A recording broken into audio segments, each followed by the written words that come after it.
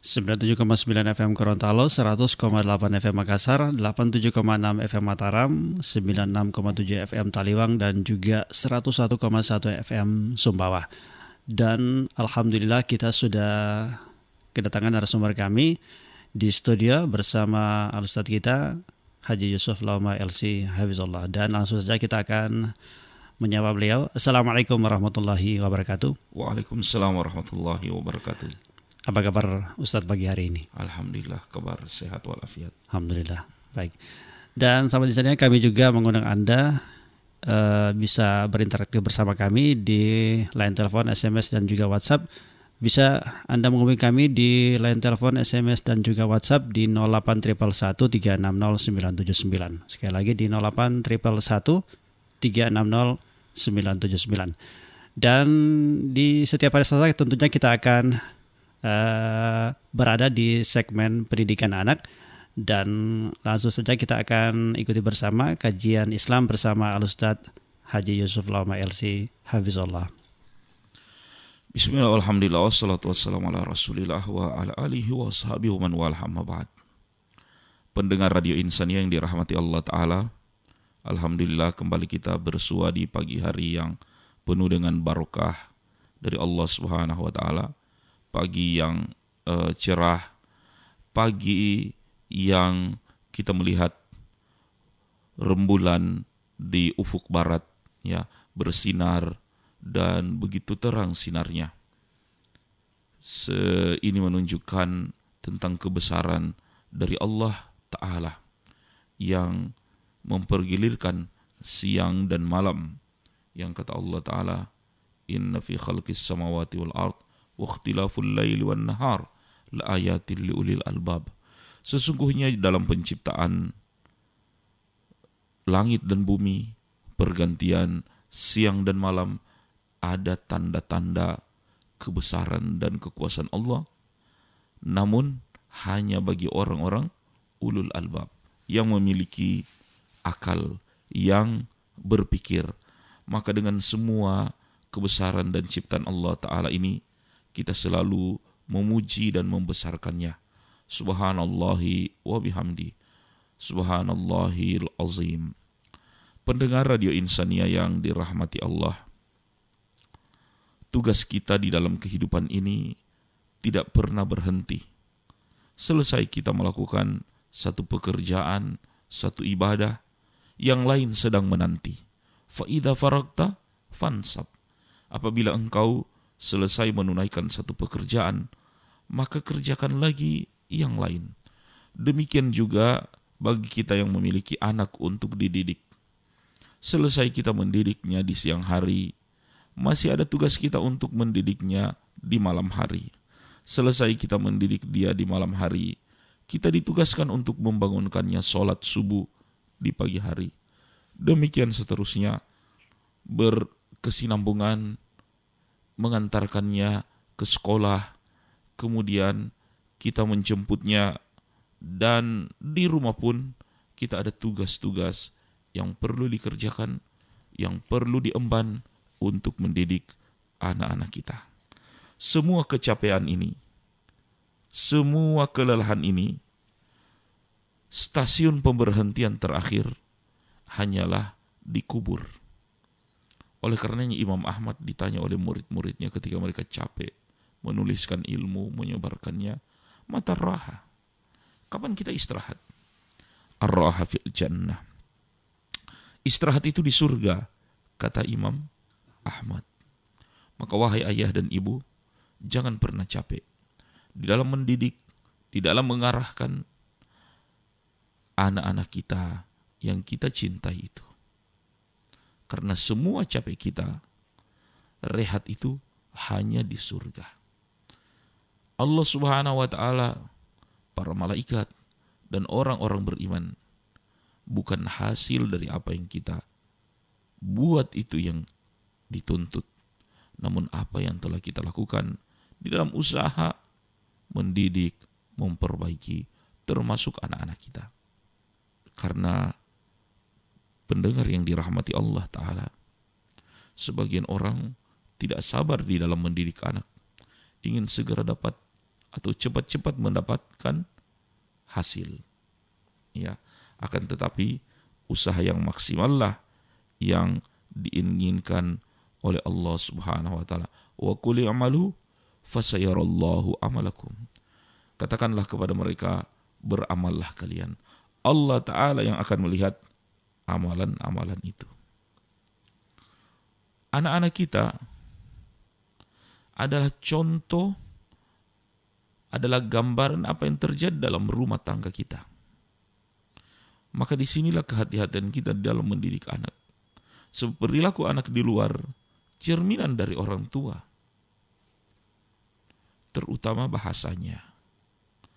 Dan bahasa menunjukkan bangsa.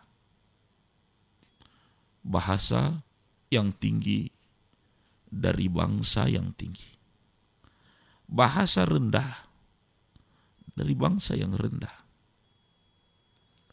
Oleh karenanya, bahasa ini adalah perhatian besar yang diajarkan oleh kedua orang tua, mengawasi omongan anak-anak kita. Sebab di luar sana, jangan sampai bahasa-bahasa yang rendah, ada cacian ataupun makian, yang orang akan mengesankan, oh, ini yang terjadi di dalam rumah. Ini bahasa ibu. Bayangkan, bahasa pertama kita disebut dengan bahasa ibu. Artinya apa? Ibu yang mendidiknya. Maka ayah dan ibu perlu mengajari bahasa kesopanan kepada anak-anaknya.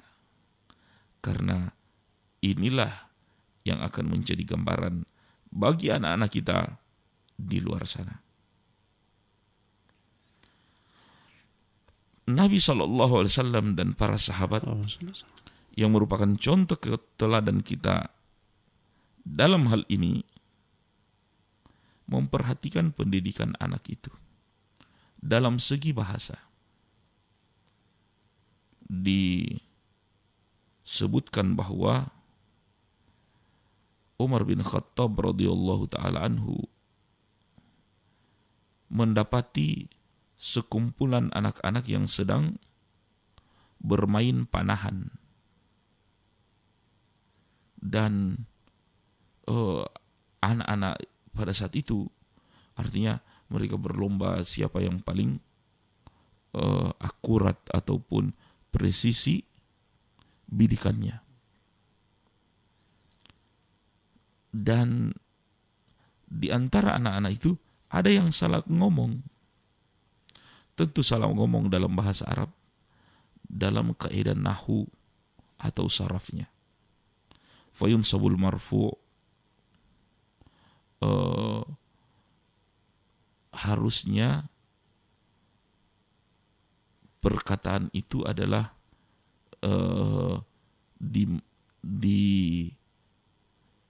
dimarfukan.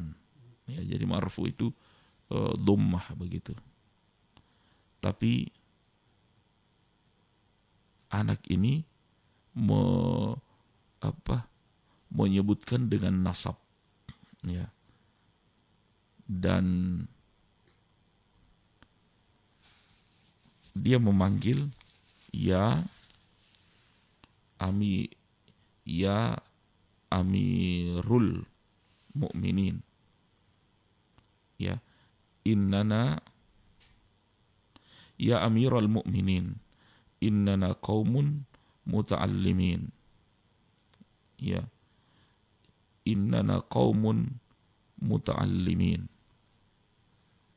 Wahai Amirul Mukminin, kami ini adalah anak-anak terpelajar. Ya.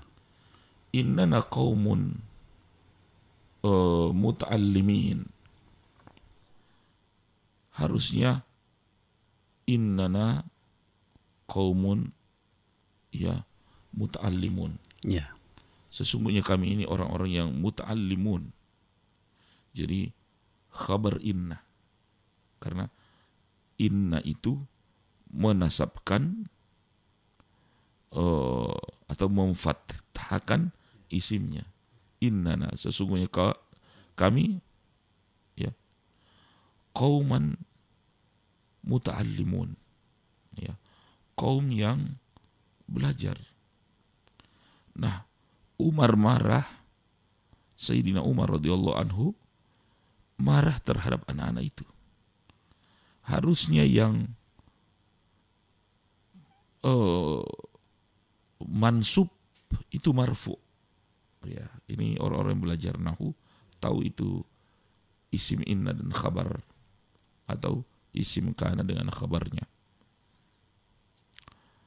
Umar radhiyallahu taala anhu langsung menegur mereka.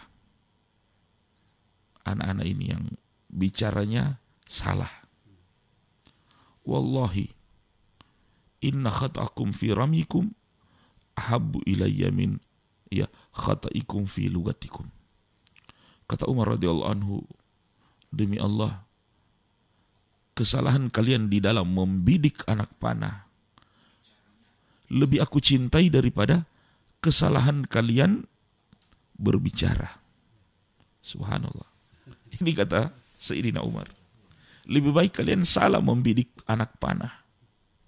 Dalam berlatih panah kan mereka ada yang salah. Mending kalian salah daripada kalian salah di dalam nahwu atau pembicaraan itu.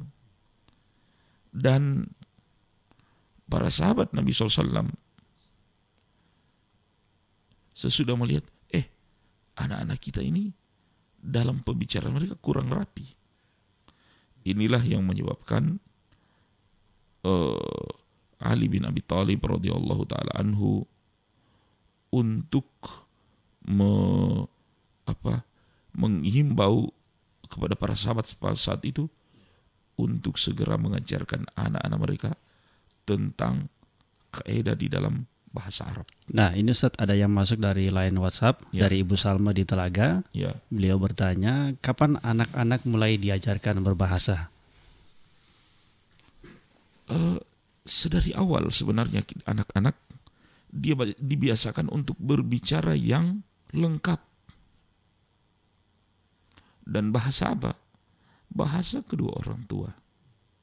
Ya. Mungkin ada bahasa asing kan. Tapi bahasa asing itu namanya adalah second language bagi sang anak itu sendiri. Nah, bahasa utama ibunya dan ayahnya serta lingkungannya ini yang duluan diajarkan. Kenapa? Karena bahasa itu adalah tawasul ijtimai. Ya. Bahasa itu adalah link sosial yang akan menautkan kita dengan sekitarnya. Anak akan bisa mengatakan senang, sakit, ingat, rindu, atau apa yang diinginkan anak bisa dibahasakan kalau kita melatih mereka dengan benar dari bahasa itu. Makanya anak-anak berapa tahun dia mulai belajar bahasa? Ya, sebenarnya sejak umur 1 tahun, 2 tahun anak itu belajar bahasa, tapi fahmul masmu, memahami dari apa yang dia dengar dulu. Baru kemudian kalau dia sudah mendengar, memahami, dia ada istilah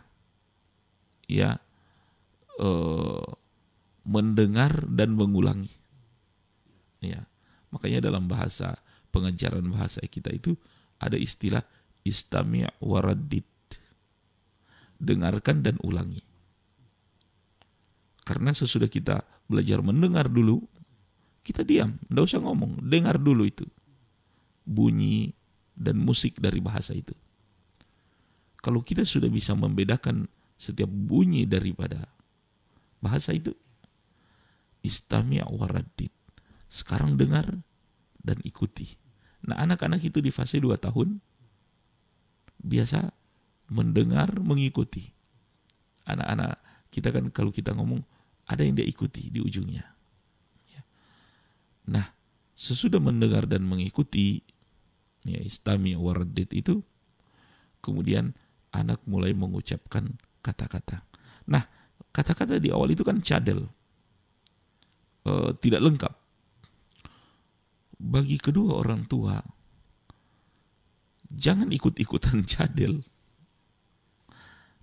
Kata makan, anak-anak kita belum bisa makan. Tapi orang tua harus ngomong di depan anaknya, makan. Walaupun anak itu baru bisa mam. Iya kan? Tapi kadang orang tua Ustaz, ketika anak di usia seperti itu, antara 1 hingga 2 tahun, orang tuanya hanya mengajarkan kalau misalnya anak pengen makan di usia tersebut, hanya tidak istilahnya tidak sesuai kalimat yang sempurna ya, gitu. Itu maksud saya. Harusnya dia sebut dengan kayak makan ya makan. Ya makan. Ya, bukan mam. Tidak boleh.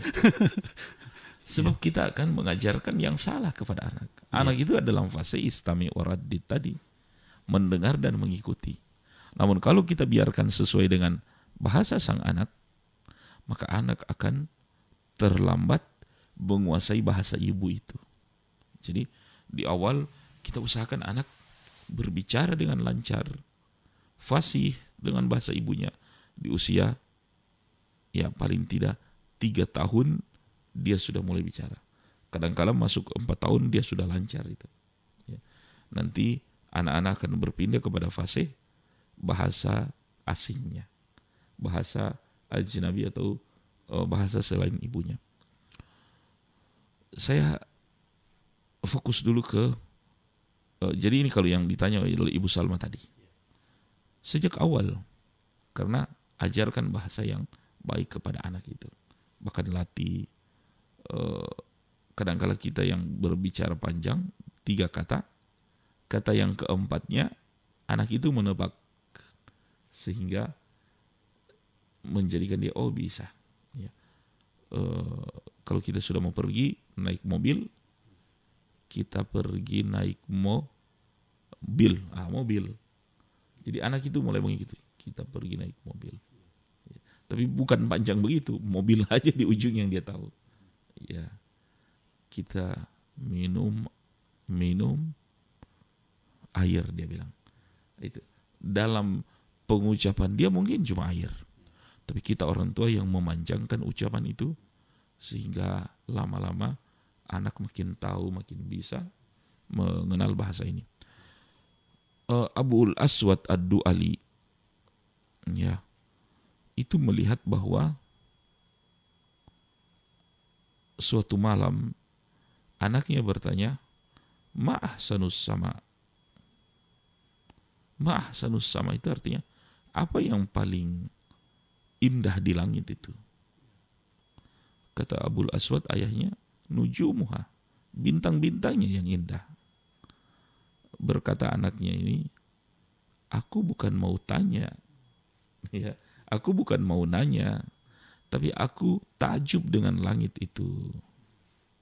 Ya, kata Abul Aswad, kalau begitu bukan ma'ahsanus sama, bukan apa yang paling indah di langit, tapi bahasanya adalah ma'ahsanas sama. Ya, karena sigat ta'jubiyah, ketika kita takjub bukan ma'ahsanu, tapi ma'ahsana. Ma'ahsana as-sama.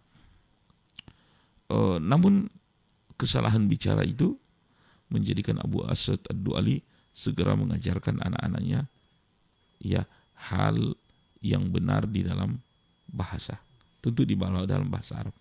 Nah, anak-anak kita dibiasakan berbicara yang baik, yang sempurna, lebih-lebih di tahun-tahun yang memang mereka harus diajari, ya, di usia 6 tahun, 7 tahun, dan seterusnya.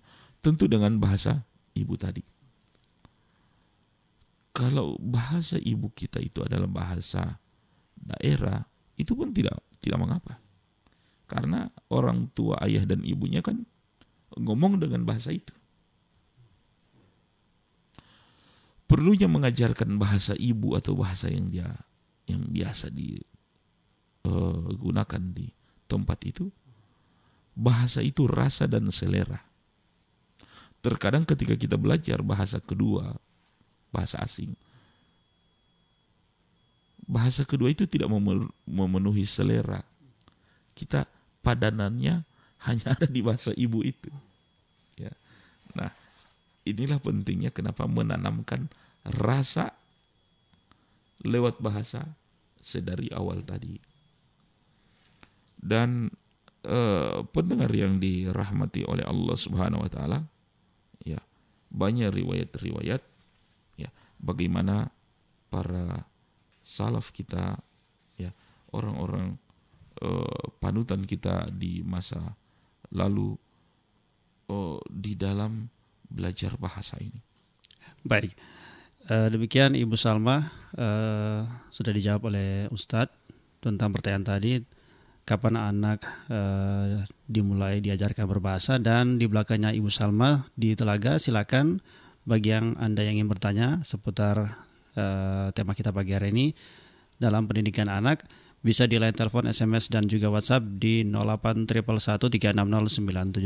Sekali lagi di 0811160979. Pendengar yang dirahmati oleh Allah Subhanahu wa taala. Di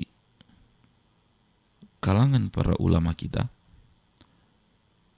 mereka belajar bahasa yang fasih sejak dini, sehingga seperti apa yang disebut oleh Abu Salam al-Majishun, ya, bahwa dia pernah datang kepada Munzir bin Abdullah al-Huzami, ya, seorang guru yang memang terkenal mengajar di waktu itu. Dan Ibnu Majishun ini masih kecil, dan dia berbicara, tapi bicaranya fasih, lebih fasih dari yang lain, sehingga perhatian sang guru ini kepada murid ini. Dan inilah tanda-tanda kecerdasan anak, biasa terbaca dari lancarnya dia bicara itu. Ya, itu termasuk mengukur kepintaran dari anak itu biasa dilihat dari lancar bicaranya itu. Nah, di sini pentingnya ayah dan ibu segera atau memberi perhatian besar terhadap bicara ini. Gurunya langsung tertegun, bukan main fasihnya, bagus bicaranya. Faqala liman anta? Faqultu Abdullah. Ya, dia sebutkan namanya. Ya. Tunggu Ustaz, ada yang masuk, telepon yang masuk di line telepon, silakan. Assalamualaikum warahmatullahi wabarakatuh. Waalaikumsalam warahmatullahi wabarakatuh. Iya, dengan Bapak siapa, di mana? Pak Wijaya di Mataram ini. Oh, Pak Wijaya di Mataram. Ya, silakan Pak Wijaya. Iya. Ada yang ingin? Kebetulan baru buka radio. Ya. Kami belum tahu persis temanya apa ini, Pak. Iya. Ya, mengajarkan anak berbahasa. Secara umum bahasa ini, Pak. Iya. Ya. Iya.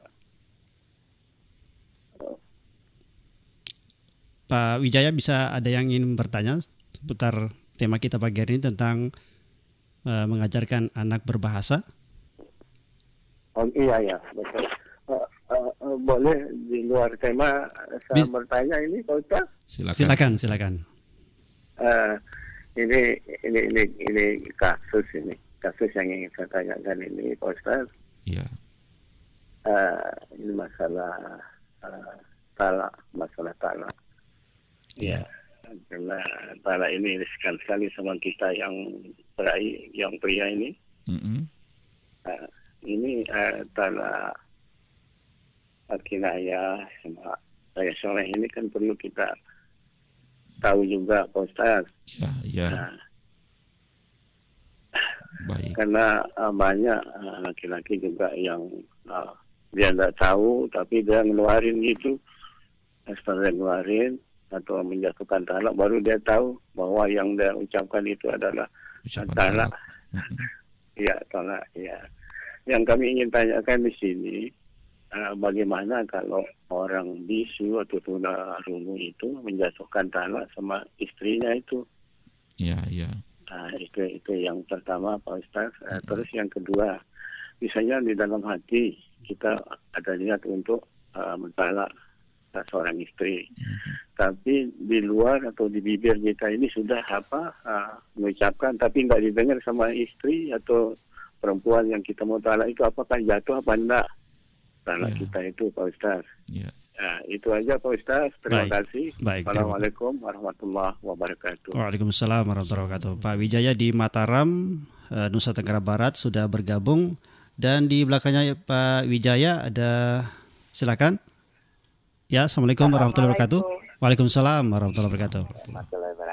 Ya, Ibu Iram, silakan. Iya, alhamdulillah. Mau tanya ini, Pak Ustaz. Iya. Ketika anak akan bertanya sesuatu dan pertanyaan tidak sesuai dengan apa yang kita harapkan, kalau dalam bahasa Gorontalo itu pala kololo. Kadang-kadang pala kololo, tanya-tanya ini yang pokoknya yang apa saja yang ada pada dalam pikiran Pak Sundani, Pak Ustaz.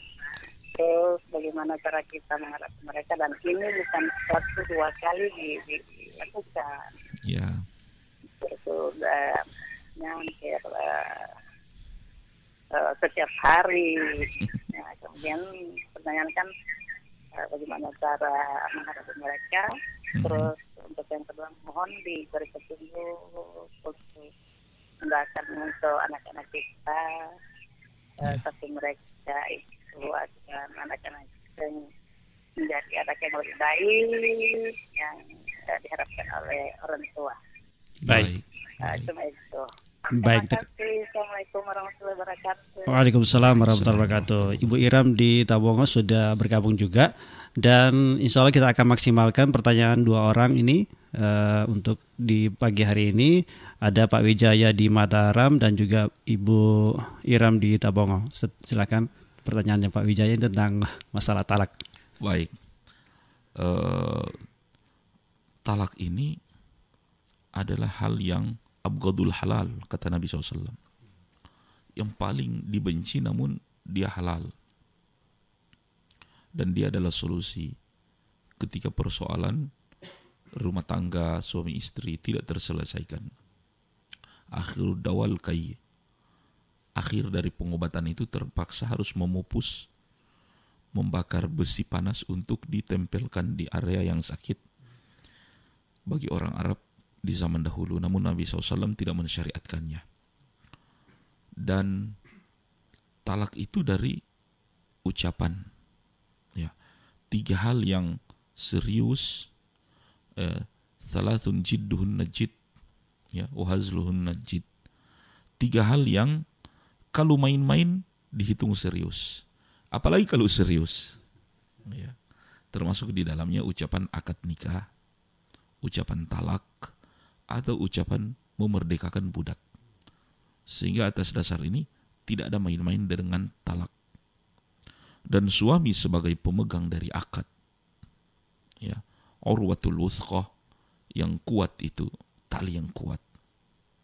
Saking kuatnya tautan tali pernikahan itu, ya, sampai-sampai kalau diucapkan ataupun dilepas, ihtazza arsyur rahman, bergetar arsy-Nya Allah Ta'ala. Maka karena memang ucapan akad itu, akad nikah, menghalalkan yang tadinya haram. Dan ucapan talak juga akan mengharamkan sesuatu yang tadinya halal. Makanya suami, kalau dalam ucapan akad nikah cuma 1 kali akad, langsung halal. Tidak ada itu akad 2 kali, akad 3 kali. Hari ini kan sudah diakad di KUA, di pesta pernikahan, akad lagi. Ya, atau diakad di rumah, pergi lagi di KUA, akad lagi. Sampai 3 kali akad. Apaan ini? Akad nikah cuma 1 kali. Sah. Dibilang Ustaz, yang kedua itu hanya pre-memori, hanya seremonial. Seremonial. Tidak ada seremonial, tidak. akad nikah itu tidak ada akad-akatan. Ya, apalagi main-main ya. Main-main. Nah, kembali kepada perceraian ini, suami harus sadar cuma 3 kali ini ucapan talak. Bahkan sebenarnya terhitung cuma 2 kali. Kalau yang sudah ketiga kali mengucapkan cerai atau talak itu tidak ada kemungkinan balik lagi itu istri. Nah, dalam kondisi tadi yang disampaikan Pak Wijaya tentang orang yang tunarungu ya. Ya. Oleh karenanya ucapan ini dalam keadaan main-main tidak bisa. Demikian juga dalam keadaan serius. Dan di sini kalau sedang marah sebaiknya diam. Nah, benar sebagaimana yang kata Pak Wijaya tadi, ada 2 talak itu. Talak kinayah dengan bahasa personifikasi, sindiran, atau dengan bahasa yang jelas. Bahasa yang tersirat itu, ya, kinayah itu semacam pulanglah ke rumah orang tuamu. Dalam keadaan marah, pulang saja ke rumah orang tuamu. Tidak ada kata cerai dalamnya, tapi mengandung arti pulang. Nah, itu kinayah. Sehingga harus hati-hati suami ketika berkata-kata. Istri itu 1000 kali mengatakan cerai, tidak jatuh cerai. Tapi suami itu hanya 1 kali mengucapkan cerai, sudah 1 kali talak. Sehingga pulang ke rumah orang tuanya.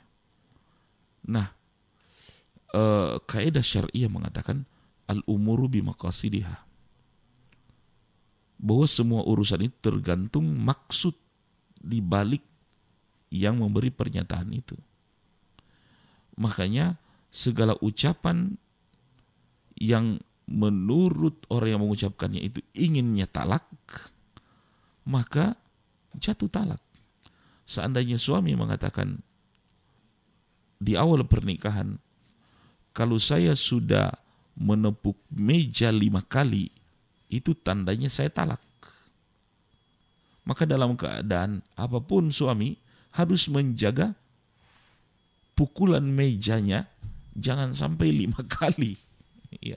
Mungkin kalau dia lagi marah kan dia pukul meja. Tapi pernah dia bilang ke istrinya, kalau saya memukul meja sampai 5 kali berturut-turut, itu tandanya talak. Maka jatuh talak karena ya al-umuru bimaqasidiha, ya, yang turunan daripada kaidah tersebut, bahwa sesungguhnya urusan itu la bil alfazi wal mabani walakin bil ma'ani. Ya. Semua hal yang menjadi keputusan hukum bukan terletak dalam lafaznya, tapi dari makna-makna yang tersirat di dalamnya. Itu yang saya bilang, bunyi 5 kali pukul meja termasuk talak. Kalau suami memang meniatkan dan mengatakan pada istrinya. Hati-hati dengan ucapan tadi. Mengenai orang bisu, bagaimana mentalak istrinya? Yang saya ingin tanya, sebelum suami yang bisu mentalak, gimana cara dia akad? Iya kan? Tentu kalau tinggal ditanya bagaimana cara dia menceraikan, kita tanya bagaimana cara dia akad. Ternyata waktu akad nikah kemarin, tulisan dari walinya atau wali hakimnya, saya nikahkan engkau, ini dibaca oleh sang bisu, baru dia tulis saya terima nikahnya. Itu tulisan, bisa. Atau dengan bahasa isyarat yang dipahami oleh saudara-saudara kita yang tunarungu itu. Jadi dengan isyarat dia bisa membaca dan dia mengatakan qabiltu. Dalam keadaan marah pun ketika dia mentalak, dia mengatakan hal seperti itu di hadapan istrinya. Dan saya yakin suami istri, meskipun salah satunya tidak bisu, memahami apa yang dikatakan oleh suaminya seperti itu. Karena kaidah syariah al-umuru bimaqasidiha, ya, dan al-ibrah, ya, bil ma'ani la bil alfazi wal mabani. Begitu kata kaidah syariahnya, bahwa keputusan hukum itu kepada makna di balik apa yang diisyaratkan itu, bukan pada lafaz-lafaz dan isyaratnya. Makanya Kadangkala orang salah ngomong, tapi karena bukan itu hukumnya, tidak jatuh hukumnya. Ya. Orang mungkin mau sholat fardu, tapi dia sebut saya ini mau sholat sunnah, kan? Tapi dalam hatinya ini sholat fardu, maka jatuhlah fardu. Seperti itu. Maka kembali lagi ke niatan awalnya Pak Wijaya. Kemudian pertanyaan yang kedua dari Ibu Iram di Tabongo tentang anak ini, kalau menjawab pertanyaan anak yang iya, yang kayak istilah bahasanya agak ya mempersulit dan apa ya, sejauh belum temukan itu apa ya, saya paham dengan bahasa anak tadi yang parkololo ya, orang Gorontalo bilang parkololo itu bukan hal yang serius, hal yang seperti bermain-main atau gimana? Ya, bikin ulah lah, bikin ulah, bercanda gitu ya? Bukan juga tidak bercanda, ya. Mengada-ada kadang-kala, ya. Mengada-ada tapi untuk mempersulit penanyanya, biasanya seperti itu. Bahwa apa yang bisa kita jawab, kita jawab. Ya. Bila mana pertanyaannya benar, maka kita jawab benar. Tapi terkadang ada pertanyaan yang mungkin sulit kita menjawabnya. Dan kita katakan saya tidak tahu. Ya. Sebab kata Ali bin Abi Thalib radhiyallahu anhu, "Man qala la adri faqad aftah." Siapa yang mengatakan saya tidak tahu, sesungguhnya dia telah berfatwa. Masya Allah, saya tidak tahu itu fatwa. Makanya menghadapi pertanyaan yang seperti itu, yang kita tidak tahu juga, kita katakan saya tidak tahu. Baru yang kedua, bagi kita orang tua harus memiliki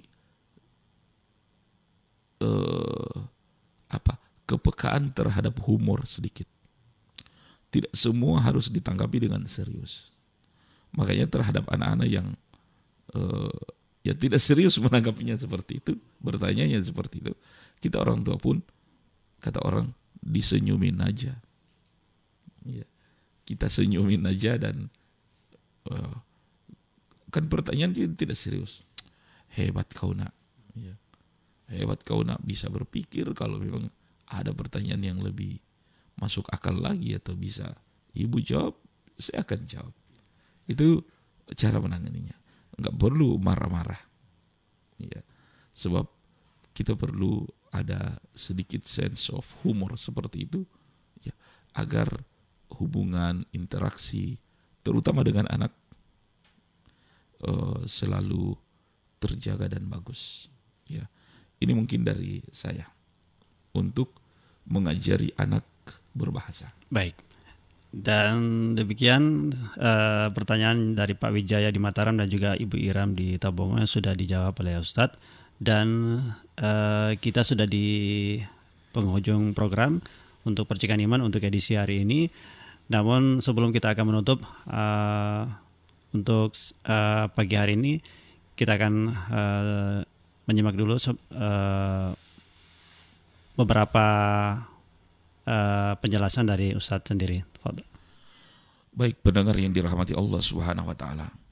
Karena bahasa itu menunjukkan bangsa, maka selalu kita pentingkan tentang bahasa ini. Ya, terutama kepada anak-anak kita.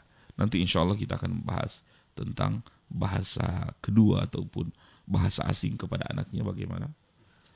Rasulullah SAW sendiri sebenarnya terhadap bahasa ini, kefasihan Nabi itu di atas rata-rata. Ya. Makanya ketika dalil Halimah Sa'diyah mengantar Nabi SAW dan membujuk untuk mereka lanjutkan pemeliharaannya sesudah 2 tahun itu, karena Nabi sudah pintar bicaranya di usia 2 tahun. Kata Halimah kepada Aminah, tolong perpanjang saja pengasuhannya, walaupun dia sudah tidak menyusui, tapi nanti kami akan mengajar. Lihat ini bicaranya fasih, ya, selain badannya sehat. Dan Abu Bakar Siddiq mengatakan, artinya heran dengan kefasihan bicara Nabi. Kata Nabi SAW, kaifala afsah wa ana min Quraisy baidani min Bani Sa'ad. Bagaimana aku tidak fasih berbicara? Aku ini Quraisy dan aku juga dari Bani Sa'ad. Dan ini perlu kepada anak-anak kita untuk dilatih bicara dan berbahasa ini. Seandainya mungkin mereka memiliki kendala, harus ada terapi-terapi dan apa. Sebab anak-anak kita perlu untuk bicara. Saya menemukan kasus fakta, ada anak yang tidak bisa bicara. Padahal dia bullying begitu. Dia dikerjai di sekolahnya. Itu kalau pulang rumah sampai membiru badannya. Mungkin sudah dicubit sama temannya. Tapi dia sulit membahasakannya. Jadi sebuah kendala bagi kita terhadap anak-anak kita. Berbahagia orang tua yang kalau pulang sekolah anaknya menceritakan apa yang ada di sekolah. Siapkan telinga untuk dengar itu. Karena itu melatih mereka untuk berbicara dan mendeskripsikan apa yang terjadi. Mudah-mudahan anak-anak kita fakih dalam berbicara. Dan jangan lupa doakan mereka dan ajarkan doa yang dibaca oleh Nabi Musa untuk kefasihan bicara. Rabbi syrah li sadri wa yassir li amri wahlul 'uqdatam min lisani yafqahu qawli. Wallahu alam. Barakallahu fiik Ustadz atas kesempatan pagi hari ini dalam tema kita pendidikan anak. Dalam topik kita pagi hari ini tentang mengajarkan anak berbahasa. Mudah-mudahan saja ini bermanfaat bagi kita, tentunya bagi para orang tua yang mendidik anaknya. Dan insya Allah kita akan berjumpa kembali di pekan depan seperti biasa mulai pukul 5 pagi hingga pukul 6 pagi waktu Indonesia Tengah. Akhir kata saya Dani Sendra bersama Ustadz Haji Yusuf Lama LC Hafizullah mohon pamit dari ruang negara Anda. Terima kasih atas kebersamaannya dan kita tutup dengan doa kafaratul majelis. Subhanallah walhamdulillah la ilaha illa anta astaghfiruka wa atubu ilaik. Sallallahu alaihi wa alihi wasallam. Alhamdulillahirabbil alamin. Wassalamualaikum warahmatullahi wabarakatuh.